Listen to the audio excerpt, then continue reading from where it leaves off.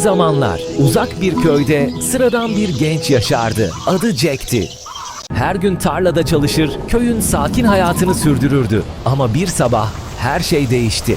Jack, tarlanın bir köşesinde eski bir kutu buldu. Kutunun içinde tuhaf bir pusula vardı. Fakat bu sıradan bir pusula değildi. Onu eline aldığında tuhaf bir şekilde parladığını gördü. Kendini tuhaf hissetmeye başlamıştı. O anda üzerinde bir ışık patlaması hissetti.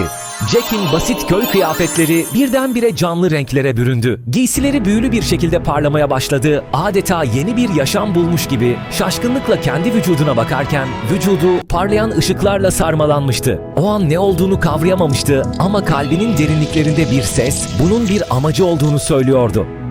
Jack bu amacın peşinden gitmeye karar verip köyünden ayrıldı. İçinde oluşan bu gücün anlamını çözmeye kararlıydı. Yolculuğunun ilk adımında gözlerinin önünde devasa, korkutucu bir orman vardı. Ağaçların arasından garip sesler yankılanıyordu. Gökyüzü sanki başka renkteydi. Işıklar ağaçların arasından titreyerek çıkıyordu. Jack bu büyülü ormanda bir yabancı gibi hissediyordu. Ama giysileri çevresindeki her şeyin tam tersine adeta bir ışık kaynağı gibi parlıyordu. Derken birdenbire karşısına büyük gözleri olan tuhaf, sevimli bir orman yaratığı çıktı. Yaratık ona rehberlik etmeyi teklif etti.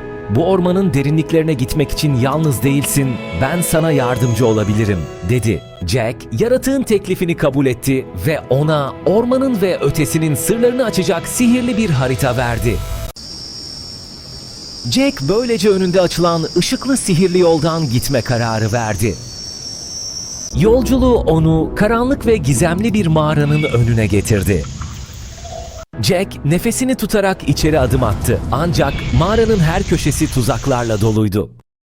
İçerideki büyülü eşyalar canlanarak Jack'e zarar vermeye çalıştı. Ancak Jack zekası ve büyülü kıyafetlerinin de yardımıyla tuzaklardan kurtulmayı başarmıştı. Jack, mağaranın içinde karanlıklarda saklanmış ve oldukça ürkütücü o geçitten geçmeye karar verdi. İlerledikçe üzerinde eski yazıtlar olan bir kapı buldu. Kapı kendiliğinden açılırken içeriden korkutucu sesler geliyordu. Tapınakta büyük, korkutucu şekillerde olan canavarlar vardı ve her biri Jack'in gücünü sınamak için oradaydı. Jack, zekasını ve güçlerini kullanarak bu yaratıkları birer birer yendi. Ve her birini alt ettikçe onlardan saygı kazandı. Artık Jack saygı duyulan bir kahramandı.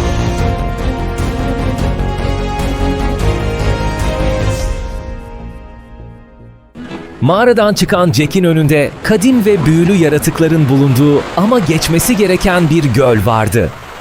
Karanlıkta fark edilmeden sessiz sedasız geçmeyi planlayan Jack'i ileride gölün canavarı bekliyordu. Canavarla karşılaşan Jack ona zarar vermek istemediğini söyledi. Onunla savaşmak yerine sihirli güçlerini kullanarak canavarı sakinleştirmeyi başarmıştı. Yoluna devam eden Jack, gölde yeni bir fırtınayla karşılaştı. Devasa dalgalar tekneyi sürüklüyordu. Jack fırtınanın ortasında kalmıştı ve biliyordu ki güçlerini kullanmazsa oradan çıkamazdı. Güçlerini yüzerek kullandı ve kıyıya ulaştı.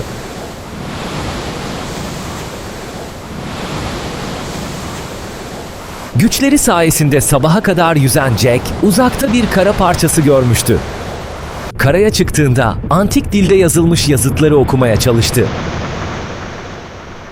Bu kadim dilde yazılanlara göre burası büyük bir kötülüğe ev sahipliği yapıyordu. Burası Bay Shadow adasıydı. Jack arkasını döndüğünde Bay Shadow ile karşılaştı. Onun en büyük gücü sizin kılığınıza girebilmesiydi. Jack'e eski dilde bir şeyler söylüyor ama Jack hiçbirini anlamıyordu. Derken Bay Shadow onun kılığına girmiş, önünde duruyordu. Jack kendi görüntüsüyle savaşmak zorunda kalmıştı. Bütün gücünü toplayıp son bir darbeyle Bay Shadow'u zor olsa da yenebilmişti.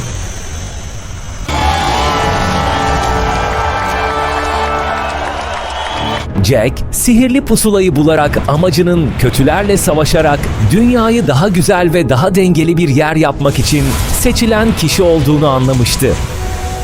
Ancak bir kahramanın yolculuğu hiç bitmezdi. Jack bir sonraki büyük macerayı beklerken her zaman ışığının peşinden gitmeye hazırdı.